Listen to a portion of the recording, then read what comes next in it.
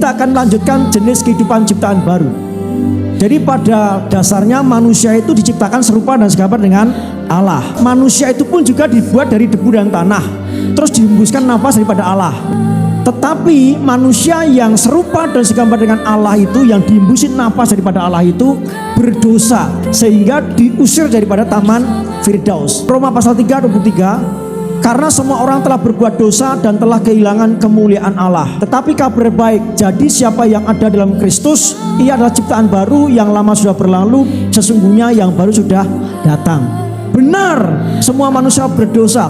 Benar, semua telah kehilangan kemuliaan Allah. Tetapi dalam Kristus kita menjadi ciptaan yang baru. Yang lama sudah berlalu dan yang baru sudah datang. Ya, amin. Nilai hidupmu bukan ditentukan oleh latar belakangmu, tapi nilai hidupmu adalah ditentukan oleh keberanianmu menatap impianmu. Amin. Jadi nilai hidupmu bukan ditentukan oleh latar belakangmu. Masa lalumu itu tidak boleh membentuk nilai hidupmu. Masa lalu kita memang semua nggak baik, betul? Jangan terpancang di sana, tapi pancangkanlah hatimu ke masa depan yang penuh dengan pengharapan. Dalam Kristus kita tidak punya masa lalu, dalam Kristus kita punya masa depan. Kalau iblis ingatkan kita tentang masa lalu, ingatkan dia akan masa depannya. Betul ya? Jadi kalau Bapak Ibu diingatkan iblis dengan masa lalu, jangan Bapak Ibu terus ikut-ikutan dengan suara itu. Ingatkan kembali masa depannya. Iblis, engkau boleh mengingatkan masa laluku, tapi aku dalam Kristus, aku punya masa depan yang baru. Sebaliknya masa depanmu penuh dengan kebinasaan. Amin. Betul enggak? Jadi jangan takut dengan pernyataan iblis yang mengingatkan engkau masa lalumu. Ingatkan dia masa depannya. Nah, setelah dalam Kristus, bagaimana jenis kehidupan kita ini? Kehidupan yang kita miliki setelah kita menjadi ciptaan baru adalah kehidupan ilahi. Jadi dalam diri kita itu ada kehidupan apa? Ilahi, yang mengalir menggantikan kehidupan manusiawi kita. Namun aku hidup, tetapi bukan lagi aku sendiri yang hidup, melainkan Kristus yang hidup di dalam aku. Melainkan Kristus yang hidup di dalam aku. Jadi yang hidup bukan aku lagi, bukan manusiawi lagi, tapi yang hidup adalah siapa? Kristus. Keilahian, keberadaan, karakter, tabiat Kristus, inilah yang hidup, yang mengalir dalam kehidupan kita. Nah, jenis kehidupan ilahi ini mengkondisikan hidup kita dalam kodrat ilahi. Katakan amin. Kodrat ilahi itu apa? Sifat ilahi. Jadi kita ini memiliki sifat ilahi. Dalam Kristus, jenis kehidupan kita ini jenis kehidupan ilahi. Jadi sifat manusiawi kita sudah mati, diganti dengan sifat apa? Ilahi. Betul ya? Jadi sifat dasar kita sesungguhnya apa? Serupa dan segambar dengan Allah. Tapi itu rusak oleh karena iblis. Benar. Tetapi dalam Kristus saya menjadi ciptaan yang baru. Yang lama sudah berlalu, yang baru sudah datang. Yang baru ini adalah sifat ilahi dalam kehidupan kita. Sehingga kalau kita berbuat baik, itu bukan karena kita berusaha berbuat baik, tapi karena memang sifat kita ini adalah baik. Betul? Kalau kita mengampuni, itu nggak berjuang, nggak bergumul untuk mengampuni. Jadi kalau kita berbuat baik, mengampuni, sabar, kasih, apalagi hidup dalam kemuliaan, itu bukan karena usaha kita, tapi karena memang identitas kita, sifat kita memang seperti itu. Bisa katakan amin? Jadi kalau sudah memiliki sifat ilahi seperti ini, kira-kira sabar ada batasnya enggak? Enggak ada. Kalau kita sudah memiliki sifat ilahi, karakter Yesus, sabar ada batasnya tidak? Enggak ada. Kalau kita mengatakan, ya sabar kan ada batasnya Pak, saya kan masih manusia Pak, jadi ya kesabaran saya ada batasnya. Nah, orang Kristen yang ngomong begini, ini karena dia belum menerima aliran keilahian. Kalau dia menerima aliran keilahian, sabarnya tak terbatas. Amin. Tak terbatas kasih-Mu. Tak terbatas kasih Tuhan. Kalau kita menerima aliran keilahian, maka kasih dalam kehidupan kita juga tidak terbatas. Tak terbatas kuasa-Mu. Kalau kita menerima aliran keilahian, maka kita menjadi manusia yang berkuasa dan kuasa kita tak terbatas. Amin. Kenapa kesabaran manusia terbatas? Karena dia tidak mengalirkan kehidupan keilahian. Kenapa Yesus menyuruh kita untuk memberkati orang yang mencaci maki kita? Kenapa Yesus mengajari kita untuk mendoakan musuh kita? Itu susah apa gampang? Tidak, sebenarnya gampang apa susah? Susah ya. Tapi bisa enggak? Karena apa? Ya, karena ada aliran keilahian yang mengalir dalam kehidupan kita. Jadi Bapak Ibu, pastikan hidupmu ada aliran keilahian, sehingga engkau bisa mengampuni. Kasih-Mu itu tak terbatas, kesabaran-Mu tak terbatas. Engkau enggak capek-capek bergumul untuk mengampuni. Engkau enggak capek-capek bergumul untuk mengasihi. Aku bergumul loh Pak untuk mengampuni orang ini. Sesungguhnya kita enggak perlu bergumul Bapak Ibu. 2 minggu yang lalu saya sampaikan, bebek itu berenang bergumul enggak? Enggak. Kenapa bebek berenang itu enggak bergumul? Tahu bebek bisa berenang enggak? Bergumul enggak bebek itu berenang? Kenapa? Karena sifat daripada bebek itu bisa berenang. Benar ya? Nah, sifatmu itu adalah sifat ilahi, sifat yang mengasihi, sifat yang mengampuni, sifat yang sabar, sifat yang hidup dalam kemuliaan. Sehingga engkau gak bergumul untuk mengampuni, gak bergumul untuk sabar, gak bergumul untuk hidup dalam kemuliaan. Amin. Gak bergumul Bapak Ibu. Burung itu bergumul enggak untuk terbang? Kenapa? Karena sifat burung itu terbang, ya. Tapi Bapak Ibu suruh terbang bisa enggak? Bergumul, terbang, jiblok terus, bener ya? Karena itu bukan sifat kita. Sifat daripada burung itu terbang, bisa terbang. Amin. Jadi sifat ilahi, kodrat ilahi, nature divine itu ada dalam kehidupan kita. Itu jenis kehidupan ciptaan baru. Dengan pemberian itu kamu dapat menjadi seperti Allah. Jadi kamu dapat menjadi seperti Allah. Hebat enggak?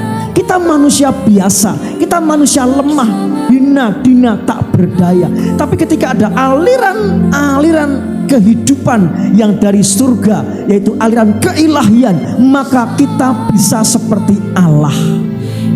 Amin. Bisa seperti Allah kita ini.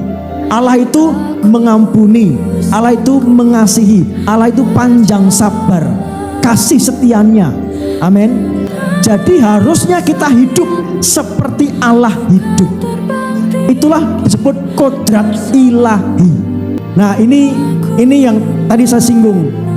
Apabila kamu mengasihi orang yang mengasihi kamu, apakah upahmu? Kalau kita mengasihi orang yang mengasihi kita, orang lain juga bisa begitu. Betul ya? Bukankah pemungut cukai juga berbuat demikian? Dan apabila kamu hanya memberi salam kepada saudara-saudaramu saja, apakah lebihnya daripada perbuatan orang lain? Tidak ada bedanya kita. Bukankah orang yang tidak mengenal Allah pun berbuat demikian? Karena itu haruslah kamu sempurna, sama seperti Bapamu yang di surga adalah sempurna. Kejahatan dibalas kejahatan, itulah memang keduniawian, kedagingan, kemanusiawian.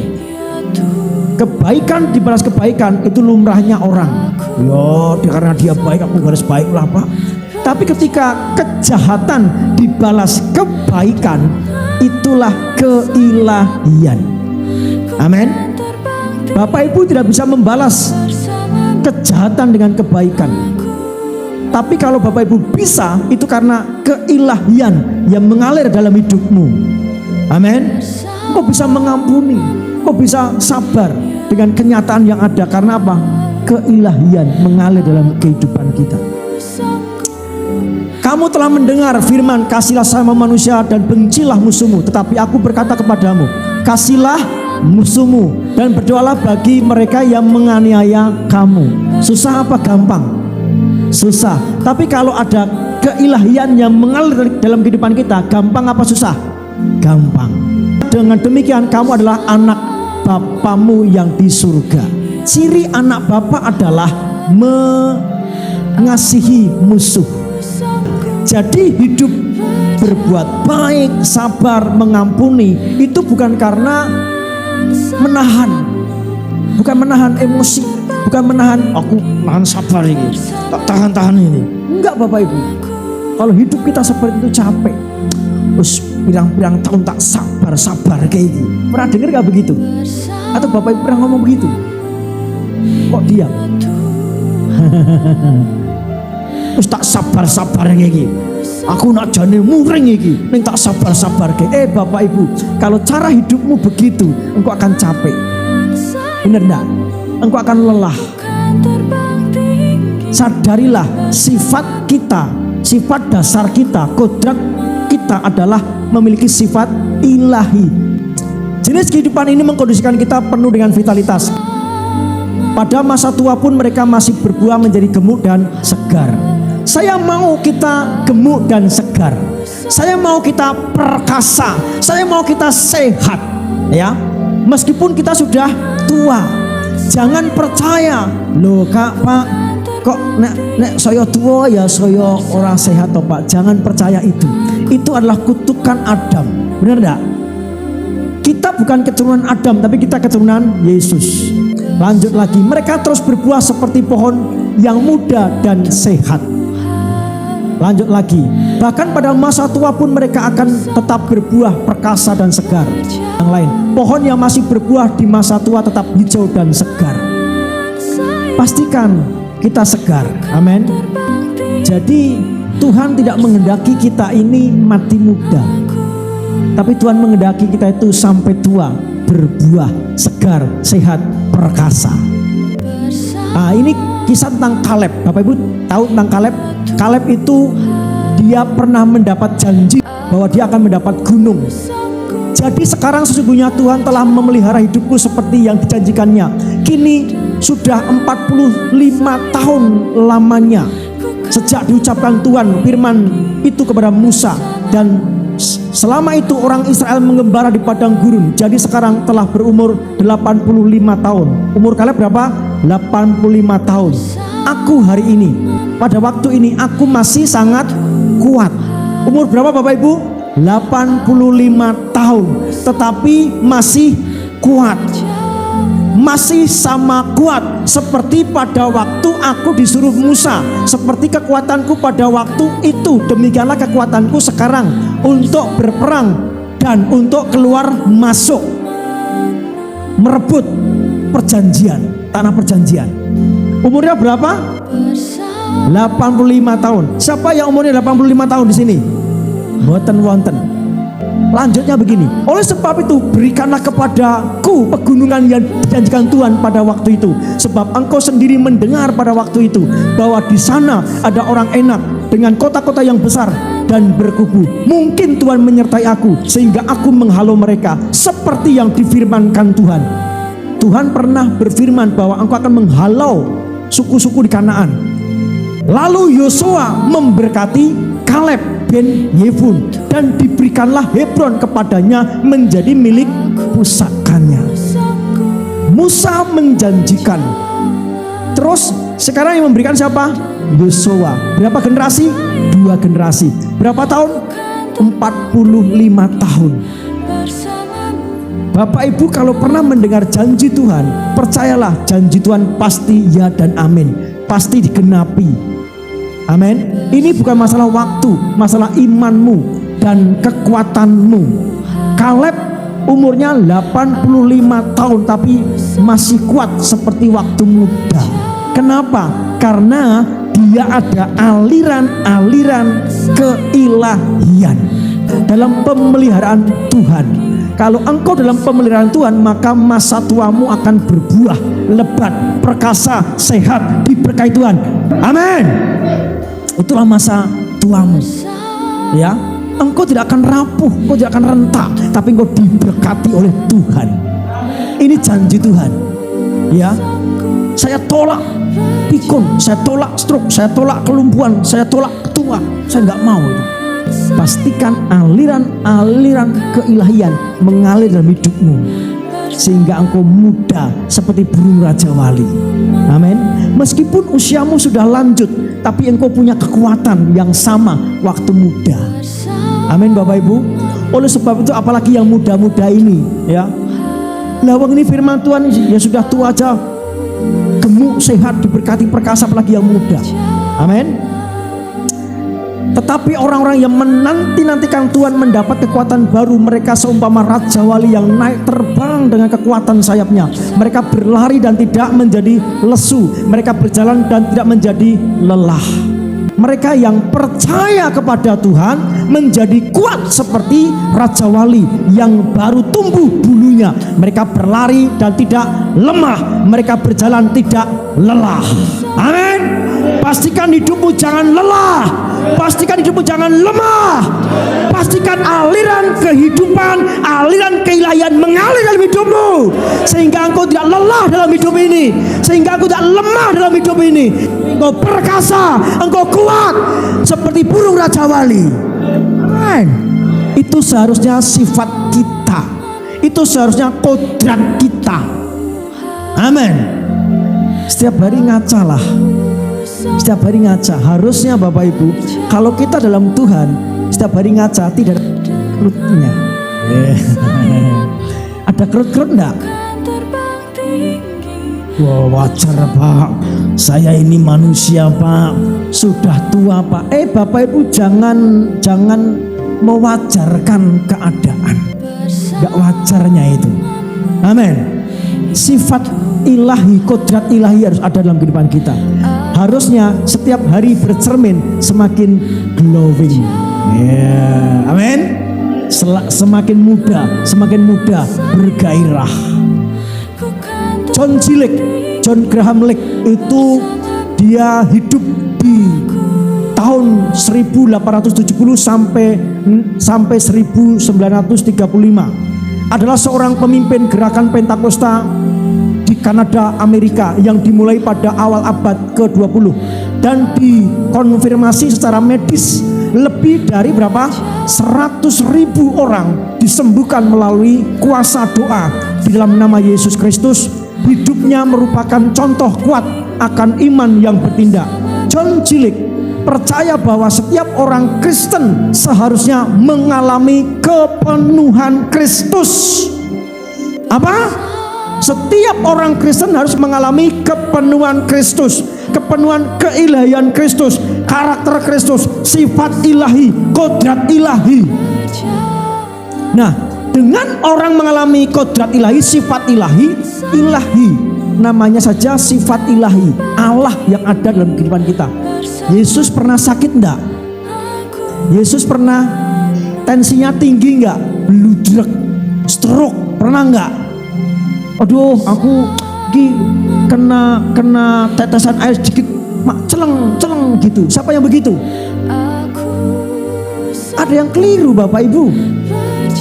Kalau kita kepenuhan Kristus, Kristus itu tidak pernah sakit, benar enggak? Kristus itu tidak pernah migran, benar enggak? Kristus itu tidak pernah asam lambung, Kristus itu tidak pernah asam urat, Kristus itu tidak pernah stroke. Amin. Mengertilah akan hal ini. Kalau keilahian mengalir dalam kehidupan kita, artinya keberadaan Kristus itu ada dalam kehidupan kita. Benar enggak sih? Jadi tubuh kita sehat, penuh vitalitas seperti Yesus. Kalau ada yang sakit, ada yang salah dalam hidup kita. Hati-hati Bapak Ibu dengan pola pikir, pola makan, pola hidup. Kalau kita menjaga pola pikir, pola hidup, dan pola makan dengan baik, maka kita sehat.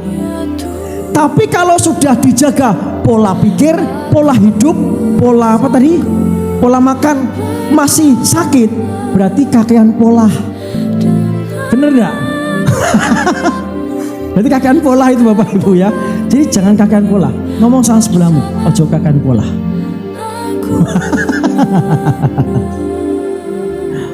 Orang yang kakean pola itu sakit, Bapak Ibu. Sudah kita jalan apa adanya aja, sing lurus-lurus saja, jangan kakean pola. Nah, dari seorang bernama John Graham Lake ini, dia menyatakan sebuah pernyataan, yaitu transmutasi. Nah, transmutasi itu diringkas oleh Pak Stephen itu begini. Transmutasi adalah suatu pekerjaan roh. Jadi ini alam roh, dimensi apa? Roh, ya.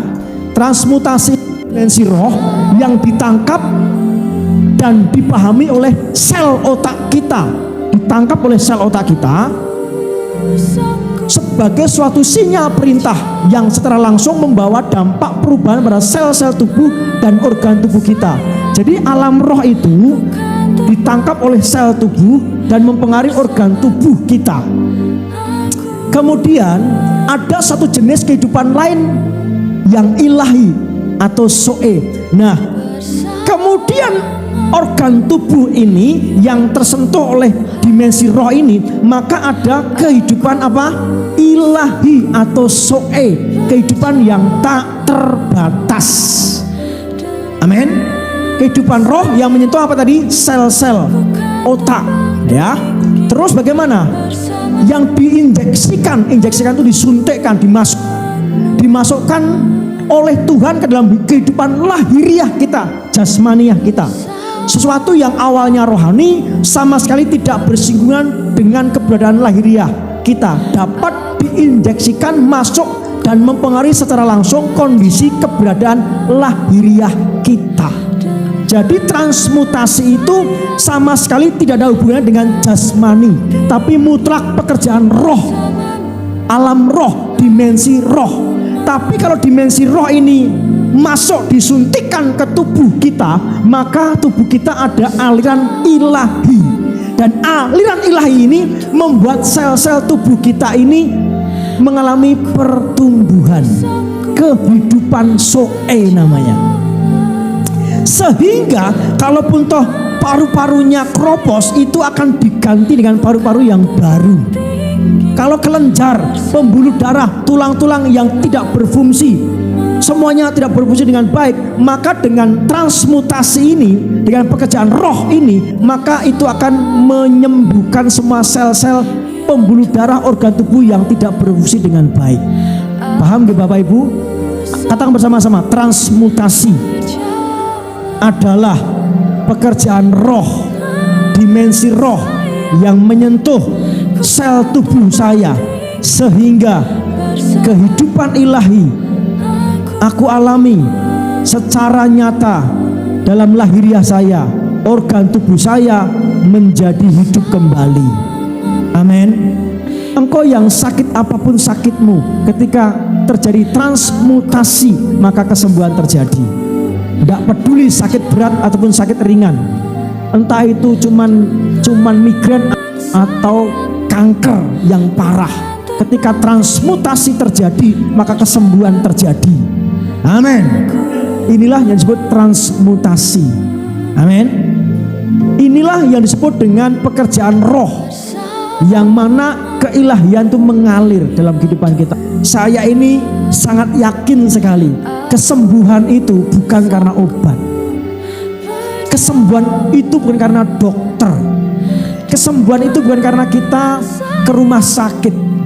Tapi kesembuhan itu adalah karena pekerjaan roh yang terinjeksi dalam kehidupan kita.